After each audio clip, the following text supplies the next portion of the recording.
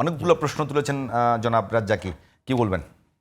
আমি খুবই I love ইট, কারণ আমি তো গণতন্ত্রে বিশ্বাস করি এবং গণতন্ত্রের মূল বিউটিটা হচ্ছে যে যার যার বক্তব্য, মনের কথা এটাকে বলতে দেওয়া। রাজ্জাক সাহেব যে বলেছেন স্মার্টলি অনেকগুলি পয়েন্ট বলেছেন, আই লাভ ইট বিকজ তার মনের ভাবগুলি প্রকাশ করেছেন এবং ওনার মনের ভাব থেকে আমি বুঝতে পেরেছি উনি নির্বাচন চাচ্ছেন না। না, আমি এটা আমার ভাব না, রিয়েলিটি। তাহলে আরো আমি আরো কনফার্ম হলাম, যা ঘটনা তাই বলছি আমি ঠিক আছে, আমি আরো কনফার্ম হলাম নির্বাচন চাচ্ছেন না। এবং কেন চাচ্ছেন না? প্রথমত কথা হচ্ছে আন্দোলনের কথা বলেছেন যে বিএনপি কি করেছে। এটা বিএনপিতে যারা আছেন এবং বিএনপির সঙ্গে যারা ছিলেন, যে জনগণ যে সম্পৃক্ত ছিলেন, যারা ভুক্তভোগী, তারাই শুধু জানেন যে 15টি বছর কিভাবে তারা আন্দোলন করেছেন এবং আন্দোলনের যে নির্যাতন তারা সহ্য করেছেন, এর উদাহরণ এবং বিভীষিকাময় উদাহরণ আপনি নিজে জানেন, হয়তো সেটা বলছেন না। আপনার আত্মীয় স্বজন নিশ্চয়ই বিএনপিতে আছেন অথবা যারা আন্দোলন করেছেন। মানুষকে, নিজের স্ত্রীকে ঘরে রেখে পাট খেতে, আখ খেতে ঘুমোতে হয়েছে, মশার মধ্যে পালিয়ে থাকতে হয়েছে। স্ত্রীকেও শেষ পর্যন্ত ঘর ছেড়ে অন্যত্র যেতে হয়েছে। আমি ব্যক্তিগতভাবে আমার মহাসচিব এবং অন্যান্য যারা আছে তাদের চেয়ে আমার সামান্যতম কষ্ট হয়েছে, কিন্তু তারপরেও আমার 14টি কেস ছিল আমার বিরুদ্ধে। সেই কেসটি কীরকম, আমার কম্পারেটিভলি কম, কম্পারেটিভলি কম মানে ওনাদের তুলনায় কিছুই না, কিন্তু আমার তখন মেরুদণ্ড অপারেশন করা হয়েছিল। আমাকে স্ট্রেচারে উঠে ম্যাজিস্ট্রেট কোর্ট, ঢাকা কোর্ট, জজ কোর্ট, হাইকোর্ট, বন্ধুরা বা আমাদের কর্মীরা আমাকে ধরে ধরে নিয়ে গেছেন এবং যারা ধরে নিয়ে গেছেন তাদেরকে অ্যারেস্ট করা হয়েছে, আমার সামনে থেকে অ্যারেস্ট করে নিয়ে যাওয়া হয়েছে। এবং আয়নাঘরের কথা বলছেন, আয়নাঘর কোন আমলে হয়েছে? এই আমলিত, এই যে আন্দোলনের, এই সমস্ত বিরুদ্ধে আন্দোলন করতে যেয়ে কতজন কর্মী, নেতা কর্মী আপনার বিচার বহির্ভূতভাবে হত্যা করা হয়েছে, আপনার উদাহরণ ভুরি ভুরি রয়েছে। সুতরাং আপনি যে বলছেন যে 15 বছর কি করেছে, 15 বছর তারা আমি বলছি বাংলাদেশের যে কয়েকটি রাজনৈতিক সরকার সময় সেই প্রশ্ন, that was a political Sarkar, government ছিল, আওয়ামী লীগ সরকার, স্বৈর সরকার, যেটা ফ্যাসিস্ট সরকার। তারা যে নির্বাচন করেছে সেই নির্বাচনের বিরুদ্ধে আমরা সোচ্চার ছিলাম। সেই নির্বাচনকে আমরা এগ্রি করেছি যে আমরা নির্বাচনকে আমরা মেনে নিয়েছি, মেনে নেই। তাহলে আমরা তো মেনে নেই সেই নির্বাচনকে, আমরা তো মেনে নেই সেই সরকারকে। আমরা দীর্ঘ 15 বছর তো এই জন্যই আন্দোলন করেছি যে এই সরকার নয়, এটা তো স্বৈর শাসক। এইটা তো আপনার নির্বাচন হওয়ার আগে 153 জনের রেজাল্ট দিয়ে দেওয়া হয়েছে। ওয়াজ ইট এন ইলেক্টেড গভর্নমেন্ট? তা আপনি যে বলছেন যে এই যে ইলেক্টেড গভর্নমেন্টের তখন তো আপনার বাধা দেননি, আমরা বাধা দিয়েছি, কিন্তু যার হাতে অস্ত্র থাকে সেই অস্ত্রের সঙ্গে খালি হাতে যুদ্ধ করা কঠিন। এবং যখন একটা কালমিনেশনে এসেছে তখন আমার ছাত্র ভাইয়েরা সবাই মিলে, শুধু সেই ছাত্র ভাইয়েরা না, সেই সঙ্গে বিএনপিও ছিল, সাধারণ জনগণ ছিল, শ্রমিকরা ছিল, কুলি মজুর, এভরিবডি, সবাই এসে এই আন্দোলনটাকে সফল করেছে। তো সুতরাং আপনি বলতে পারেন না বিএনপিকে মাইনাস করতে পারেন না। জনগণ, বিএনপি মানে 400 জনগণ ছিল, তাদেরকে আপনি মাইনাস করা ঠিক হবে না, এটা ন্যায় বিচার করা হবে না আপনার। সেই জন্য করছি না, আমি সেটা বলছি, সেই জন্য আরেক আমার কথাটা শেষ হোক। আমি বলিনি যেটা আপনি বলবেন, আপনি বললে হবে না। আমি যেটা বলিনি সেটা বলছেন কেন? না, আমি একবার বলি নাই বিএনপি আন্দোলনে ছিল না। না, আমি সেটা বলছি না। আপনারা কোথায় ছিলেন? আপনারা মানে কি? আমি তো বিএনপি, সেই জন্য আমার লাগছে যে এটা বিএনপি এবং বিএনপি শুধু বিএনপি নয়, বিএনপি সহ অন্য দলও ছিল এবং জনগণ ছিল, তারা আন্দোলন করেছে। এবং এই আন্দোলনে একটাই প্রথমত ছিল যে নির্বাচনগুলি হয়েছিল সেই নির্বাচন আসলে নির্বাচন ছিল না। সেই জন্যই তো আজকে দেখেন যে নির্বাচন কমিশনার যারা ছিল ওই সময়, চিফ ইলেকশন কমিশনার, তাদেরকে জেলে যেতে হয়েছে। কেন যেতে হচ্ছে? তারা তো সঠিক নির্বাচনটি করেননি। আর যে কথাটা আপনি বলছেন যে এই যে এখন আমাদের নির্বাচন কিভাবে করব আমরা, আমি নিজে স্বীকার করছি যে এখন যে একটা 15 বছর একটা স্বৈর শাসক এবং দুর্নীতিপরায়ণ সরকার, যেখানে হাজার হাজার কোটি টাকা বিদেশ পাচার করেছে, এদেশের আমাদের সঙ্গে শেয়ার করে পলিটিক্যাল লিডাররা যেখানে আপনার শাসনতন্ত্র, স্বৈরতন্ত্র কায়েম করেছিল, সেগুলিকে ক্লিন করতে সময় লাগবে। এইটা আমি এখনও স্বীকার করছি। কিন্তু এই সময় লাগার সময় যেটা হবে, যে সংস্কারের নামে যা হচ্ছে এখন, যে সংস্কারটা আমরা, যেটা প্রথমত আমরা বলি যে সংস্কারটা এটা প্রবাহমান থাকবে, এটা হবে, কিন্তু ওই সময়টা এখন বর্তমান সরকার যে সংস্কারের বিষয়গুলি হাতে নিয়েছেন, it will take long time.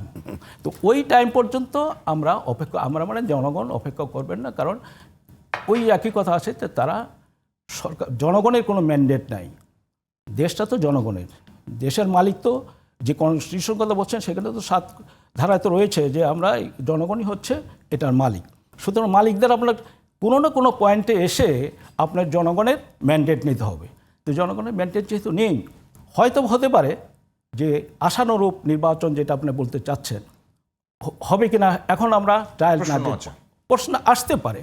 কিন্তু এছাড়াও তারপরেও আমরা বলছি যে নির্বাচন ছাড়া আর কোনো গত্যন্তর নাই, কারণ আগের নির্বাচনগুলি কোনো নির্বাচন ছিল না। এখনও নির্বাচনের প্রতি নির্বাচনগুলি বলতে কি আওয়ামী লীগের সময় যে সমস্ত নির্বাচন হয়েছে 14 সাল 18 সালে কোনো নির্বাচন নয়, নির্বাচন নয়। তাহলে সেই নির্বাচন না হলে সেই সরকারও বৈধ নয়। আচ্ছা, ওইগুলি বাদ, সেই সরকারও বৈধ নয়। আপনি আমারে বলেন তো 21 আগস্টের গ্রেনেড হামলা কোন সরকারের সময় হয়েছে? আমি কি একটু প্রশ্ন করব সাথে? বলেন। একটা ছোট্ট প্রশ্ন করি। আপনি বলছেন যে যদি আপনি বলছেন যে রাজনৈতিক সরকারগুলোর সময়, আমি একটু বোঝার জন্য, অনেকগুলো দুর্ঘটনা ঘটেছে। আমি ধরে যদি নিই আপনার কথা ঠিক আছে, আপনার কথা ধরে নেবেন কেন? না, আমি ধরে নিচ্ছি, আমি সমর্থন করি না আপনার কথাটাকে, ধরে নিচ্ছি ঠিক আছে। এখন প্রশ্ন হলো, যদি এরপরে নির্বাচিত কোনো সরকার আসে, ধরে নিচ্ছে যে এখন পর্যন্ত রাষ্ট্র পুরোপুরি সংস্কার হয়নি, তো সেই রাষ্ট্র সংস্কার করবার জন্য নির্বাচিত সরকার বেশি দায়বদ্ধ থাকবে, নাকি এখন যাদের পরবর্তী নির্বাচিত হওয়ার আকাঙ্ক্ষা নাই, জনগণের কাছে যাওয়ার কোনো চাহিদা নাই, বাড়াবাড়ি জনগণের কাছে দায়বদ্ধ না, তাদের বেশি দায়বদ্ধতা থাকবে? রাইট। নির্বাচিত সরকার যিনি আসবেন তিনি, আমি পিছনেরটা বাদ দিলাম, নির্বাচিত সরকার বাংলাদেশে যারা এদের ভিতর থেকে তো আসবে, পিছনের আজে বাজে নির্বাচন আমি বাদ দিলাম তর্কের খাতিরে। ধরে নিলাম সামনের নির্বাচন খুব ভালোভাবে আসবে, আমি ধরে নিলাম ভালো নির্বাচন হবে আপনাদের কথায়। নির্বাচিত সরকার আসলে কি হয় জানেন? নির্বাচিত সরকার যদি ভোট হয় তাহলে সবসময় তার ভোটের চিন্তা থাকে। ভোটের চিন্তা মানে পক্ষপাতিত্ব করা, নিজের নিরাপত্তা ঠিক রাখা, আর একটা আন্দোলন যাতে অন্য দল না করে। আমি নিশ্চিত করে বলে দিচ্ছি, কালকে যদি নির্বাচন হয়ে যায় আর এই বিচার প্রক্রিয়া ইনকমপ্লিট থাকে, এই বিচারটা হবে না। কেন বলছি? একটা সাইড বলেন, একটা সাইড বলেন, আরেকটা সাইড কিন্তু এরকম রাখেন যে আমি যদি, আপনি বলছেন নির্বাচনের খারাপ দিক, আমি যদি প্রার্থী হই, পরবর্তীতে জনগণের কাছে যাবার একটা আকাঙ্ক্ষা থাকে, জনগণ আমাকে প্রশ্ন করবে যে আপনি ভালো কিছু করেন নাই বা খারাপ কিছু করেছেন, সেদিকে আপনি মাথায় রাখবেন না? যদি আপনাকে প্রশ্ন করা হবে যে শুধুমাত্র অভ্যুত্থানের কারণে আপনি ক্ষমতায় আসলেন, সেই অভ্যুত্থানকে আপনি ধারণ করলেন না, তো এই প্রশ্ন কি আসবে না? আপনি তো ধারণ করছেন না, কেন আমি বলি? কোন রাজনৈতিক দল বলেছে? আমি তো অ্যাকশনে দেখবো। আপনি কি মুখে কি বলতেন দ্যাট ইজ অ্যানাদার ইস্যু। আমি তো অ্যাকশন দেখবো। যেমন আপনি আমারে খুব ভালোবাসেন, আমি তো অ্যাকশনে দেখবো যে আমার বার্থডেতে একটা ফুল দেন কিনা, আমার ম্যারেজ ডেতে আপনি একটা কেক কাটেন কিনা, আমি অ্যাকশনে দেখবো। আপনি আমার ভালোবাসেন কোনো, আপনি একটা সিম্পল প্রশ্ন করি ওনাকে, আপনার নির্বাচনের ডেটটা যে ফেব্রুয়ারিতে আসলো, কিভাবে আসলো, কোন প্রক্রিয়ায়, কোন সংবিধানে? বলেন তো আমাকে, কোন সংবিধান দিয়ে? এটা কোন সংবিধানে আছে এখন বাংলাদেশের? কোন সংবিধানে আপনি ফেব্রুয়ারিতে নির্বাচন দিলেন, মেনে নিলেন? দেখান না আমাকে। আচ্ছা, আরেকটা কথা, 427 জন লোক কিন্তু ওনাদের মারা গেছে, ওনাদের মহাসচিব বলছে জুলাই আন্দোলনে মারা গেছে, এটা নিয়ে আমার বিতর্ক নাই। আপনাদের মাথার তাজ খালেদা জিয়া, আপনি 427 জন লোক চলে, অলরেডি 1400 লোক মারছে, তার ভিতরে 427 জন আপনাদের বিএনপি। ওকে, আমি একমত, মানলাম। আজও পর্যন্ত কিন্তু আপনার 427 জনের তালিকা হয় নাই। 1 নম্বর। মানে আমি বলছি যে কি সিম্পেথি সেই ফ্যামিলিগুলোর প্রতি আপনারা কি করেছেন, আমি বলছি এটা জনগণের প্রতি আপনার রেসপন্সিবিলিটি কি। 2, আসেন আপনার 427 জন জুলাইতে মারা গেল, আর একজন আপসী নেত্রী যার উপরে নির্যাতনের কোনো অন্ত ছিল না, যে ছিল আপনাদের মাথার তাজ, তারে যেদিন শহীদ মাইনুল হোসেন রোড থেকে বের করে দেয়, একটা লোক তো নিহত তো দূরের কথা, কোনো একটা লোক কি আহত হয়েছেন? কোথাও বিন্দুমাত্র 10টা লোকের গ্যাদারিং আমরা দেখছি? দেখি নাই। কাজেই যেগুলো আপনারা বলতেছেন, এইবার আসেন, রাষ্ট্রকে ভালোবাসেন বেশি না আপনার দলকে বেশি ভালোবাসেন? আপনি যদি নির্বাচন করতেছেন, মাঠে এখন আওয়ামী লীগ নাই বলে আজকে আপনার লেভেল প্লেইং ফিল্ড কমপ্লিট, আপনার সব কিছুর উপর আস্থা আছে, নির্বাচিত সরকার সে ক্ষমতা।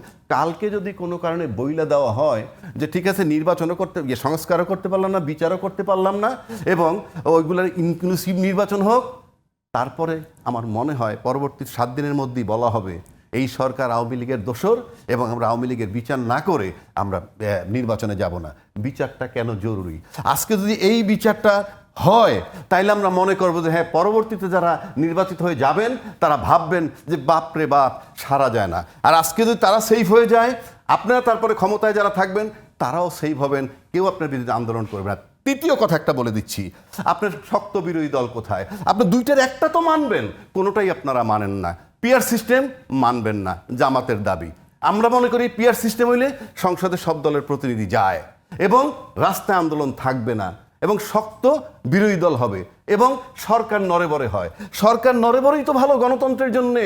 ওই সরকার প্রেসারে থাকবে, চাপে থাকবে, কাজ করার আগে ভাববে। আর সরকার যদি এক চেটিয়ে পেয়ে যায়, সে তখন আর ওই জায়গায় থাকবে না। তা না হলে আপনার পিআর সিস্টেম বাদ দিলাম, আসেন স্থানীয় সরকার নির্বাচন আগে চায় কেউ কেউ, সেখানেও দ্বিমত সবচেয়ে বড় স্টেক হোল্ডারে। এত দ্বিমত থাকবে কেন? আপনার রাজনৈতিক দল, ইউনূস সাহেব তো আউট অফ লিস্ট, উনি চলে যাবেন বলে দিছেন। সমস্ত রাজনৈতিক দলগুলা এত বিজ্ঞ, এত প্রাজ্ঞ, আপনি একটা জায়গায় আসতে পারলেন না কেন? একটু ঐক্যমত্যে আসতে পারলেন না কেন? একটা বিষয় একটু বলি, রাজ্জাকি ভাই আপনি যে বলছেন উত্তর দেওয়ার সময় থাকবে না, আপনার এত প্রশ্ন আছে যে না রাজ্জাকি ভাই, আপনাকে একটু কারেকশন আমি করে দিই যে আপনি বলছেন যে বিএনপির ইয়ের মধ্যে, অভ্যুত্থানের মধ্যে যে 400 নেতাকর্মী মারা গেছে, 400 নেতাকর্মীর কথা বলছি না, গেল 15 বছরে বিএনপির প্রায়, এটা বলবেন না কেন? না বলছি বিএনপির 5000 নেতাকর্মীর মতো মারা গেছে, 5000, তো সাথে যুক্ত হয়েছে আরো 400।